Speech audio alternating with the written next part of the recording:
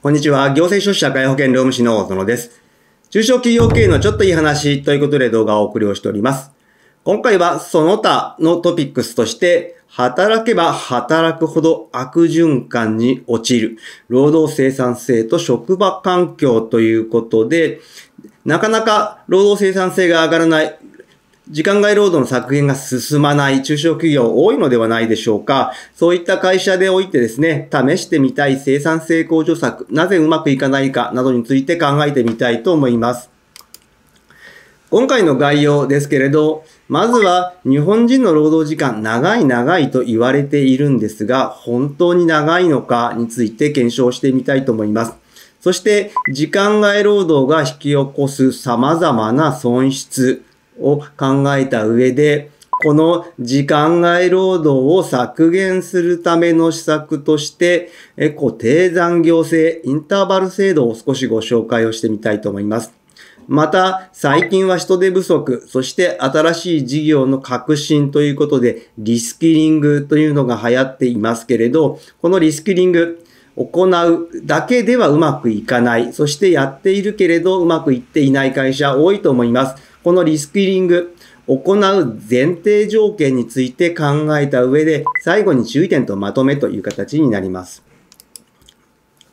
まずは日本人の労働時間長いのかということですけれど、こちら、年間平均労働時間ですけれど、OECD38 カ国の中で長い順に並べた場合、日本は31位ということで、1611時間年間ですね。ということで、上位には入っていない、比較的長い労働時間ではないというのが数字的にはわかるかと思います。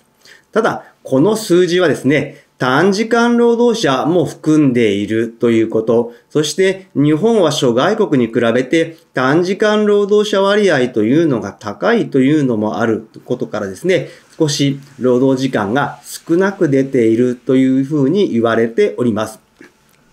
また、単純に数値から、測れないサービス残業という意識、慣習が日本にはあるというところもあるので、そういった中でですね、単純に労働時間、数値から長いか少ないか短いかというのは判断が難しいかと思います。ただですね、国際比較データで見ますと、週50時間以上働く、労働者の割合というのは、日本は欧米の 8% から 12% に比べて 21.9% 比較的長いというデータは出ております。こういった結果ですね、労働時間は短いという形になっていますが、労働生産性に関しては、順位は前回から上げておりますが、OECD38 カ国中、今現状29位という形になっております。この週50時間以上働くという時間外労働を行う方が 21.9% ほどいるわけですけれど、この残業の理由に関して大きく、その理由を分けてみますと、生活費の増加のため、維持のためという理由、いわゆる生活残業を目的として時間外労働をする方、そして単純に業務過多、人手不足というところがあると思います。この2つにおいて同じ施策を打っていては、なかなか効果は出ないのではないかというふうに思っております。特にですね、建設運送などにおいては、週20時間超の時間外が続くと退職者が増えるというデータもありますので、業務過多の部分に関しては、業務効率化、省人化、省力化という取り組みが必要になってくるかと思います。そしてですね、生活残業として残業を行っている場合ですね、ここの問題点に関しては、やはりですね、時間外労働を払っておりますので、人件費が増加をするということ、そしてその他の生産性の高い従業員のモチベーションが下がる。また、長時間労働をしている会社というイメージが対外的についてしまう。そして、当然ですね、時間外労働を行っておりますので、健康被害の恐れもありますし、本人の成長機会を損失してしまうという可能性もあります。こういった理由からですね、やはりこの生活残業の部分で残業をするという方の対応が非常に重要かと思います。ではですね、金銭的な部分の理由で残業をするわけですけれど、一方で残業がやめられないという脳の、意識の部分もある。これが残業麻痺と言われるものになっています。長時間労働が慢性化をすることで脳が疲労をしているのを通常の状態と認識をし、そしてそれがどんどんですね、生産性が落ちているのに通常の状態と認識をして、本人はさらに頑張っていくということで、生産性が落ち続けて、労働時間が伸びていくという悪循環のスパイラルが生まれているというふうに言われております。また、長時間労働によって睡眠時間が減るということになりますけれど、睡眠時間1時間を削ると生産性 10% 低下をするというデータもあります。こちらはですね、生産性損失と言われるものですけれど、日本人の睡眠時間、全33カ国中ですね、最下位という状況になっております。その中でですね、平均睡眠時間、標準を7時間から9時間とすると、6時間未満の場合だと、年間6日分の労働損失。6時間から7時間の睡眠だと、年間 3.7 日分の労働日数の損失と言われております。こういった形でですね、睡眠時間が少ないと、さらに生産性も落ちていくという形になる。さらにですね、この睡眠不足というのはですね、感情のコントロールが難しくなり、イライラしやすくなる人が 30% 増えるということで、無意識のうちにパワハラですとか、モラハラを起こす可能性が高いということがあります。日本はですね、諸外国に比べてパワハラの件数が全37カ国中で4位という形で、悪い順位、上位に入っている状況になりますので、こういったパワハラ、モラハラに関して悩んでいる場合も、睡眠時間の確保というのを考えてみたらよいかと思います。こういった形で、時間外労働をやめられないという場合にですね、固定残業制というのを考えても良いのかもしれません。この固定残業というのは、実際の残業時間に関わらず、あらかじめ定めた残業代が支給される制度になっております。こちらはですね、1990年代に導入が始まって、法律的にはみなし労働時間制のうちの一つと考えられておりますけれど、このメリットとしては、やはり労働者の収入の安定化、反感が激しい場合に残業代を一定化することによって収入が安定化するという形になっています。いわば手当定額として支給がされるものとなっております。そしてこの固定残業制、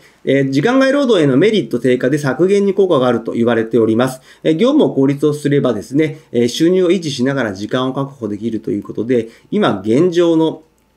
時間外労働、固定でもらうことによって、早く帰っても変わらなければ、生活給として、影響がありませんので、早く帰るというインセンティブが働くという形になっております。ただしですね、この固定残業制、恒久的な導入はまずは控えた方が良いかと思います。トライアルとして実施するのでは良いかと思っております。恒久的な導入をした場合ですね、会社の一方的な廃止は難しいという形になっております。また、この勤務間インターバルというのも非常に効果があると言われております。こちらは、前の日の就業時刻、仕事の終わりから翌日の始業時刻、仕事の始まりの間の一定時間確保するというもので、この休息時間、またはインターバル時間と呼んでおりますけれど、この勤務間インターバルですね、中小企業には非常におすすめかと思います。なぜならば、この認知度、まだですね、8割未満の認知度であって、会社の中で導入率が 6% と言われております。ここを政府は非常に引き上げていこうとしておりますけれど、こういった、導入率が低い中で中小企業を先行して入れていると、採用の PR に効果的だと考えられます。この認知度8割未満といったところはですね、今後 95% 以上にしていこう。そして導入率は今後 15% にしていこうという取り組みが行われております。今現状は努力義務になっておりますが、今後いずれ義務化されると考えております。この勤務間インターバルの導入のメリットですけれど、やはり健康の維持向上という形になって、そしてですね、従業員の確保定着に効果的。また生産性の向上という形で、睡眠時間の確保による生産性向上というのが非常に大きい。そして健康障害の防止といったところで、こういった部分を考えて勤務間インターバルの導入も良いかと思います。また、生産性向上、業務効率化のためにリスキリングを行っている会社多いかと思いますけれど、このリスキリング、生産性向上に効果的と言われております。すなわち労働時間を削減をするですとか、企業の競争力が高まると言われております。取り組んでいるけどなかなかうまくいかないという会社多いのではないでしょうか。そしてですね、このリスキリングを行う上での前提条件として、やはり従業員が新しいスキルを習得するという意欲、そして実務にそれが活かせるということ、また仕事へのモチベーションが高いという前提条件がありますので、ここを無視をしてリスキリングを行ってもいい効果は生まれない。またリスキリングを行っても期待通りの効果が得られない可能性もあるということ。また、会社のコスト負担、労働者の時間的な負担も大きい。費用対効果が見合わない可能性もあるというデメリットも踏まえた上で取り組んでほしいと思います。したがって、リスキリング取り組んでいく上で、まずは土壌作りということで、個人個人の意識から会社一体感を作るための集団の意識への変革が必要かと思います。まずはですね、情報の共有化ですとか、コミュニケーションの活性化をしてもらってから、リスキリングに取り組むと良いと思います。まずはこういった共有化、活性化においては中小企業でもそれほどコストをかけず取り組めることができるかと思います。ここからですね、従業員のモチベーションを上げていって、教育研修につなげていってほしいと思います。最後に注意点とまとめですけれど、まずはですね、人件費増加傾向にありますけれど、増加をさせないような形で労働時間の削減をする道を模索をしてほしいと思います。ただしですね、その取り組みにあたっては、当然労働時間管理を適切に行うことが必要になりますので、自社の労務管理を見直してほしいと思います。そして、働けば給与として評価される。そしてそれが評価になるといった考え方からの脱却が必要かと思います。やはりですね、業務の遂行、職務の遂行が評価になるという形にして、評価制度の見直しも合わせて進めていく必要があると思います。また、従業員の定着を目的として福利厚生を充実する会社も多いかと思います。健康診断、有給休暇の制度、研修の制度というのを設けていて、非常に良い会社という会社も多いですけれど、それを労働者が使う時間があるかというところまで考えてほしいと思います。制度だけを整備をしても、逆に労働者の満足度は低下する可能性もあります。ご注意ください。会社と従業員の一体感の状況というのを今一度見直してほしいと思います。一体感の高まりによって生産性向上がより効果的になると考えております。今日の内容が明日からの経営にちょっとだけ役に立つことを願っております。ご視聴ありがとうございました。それではまた次回。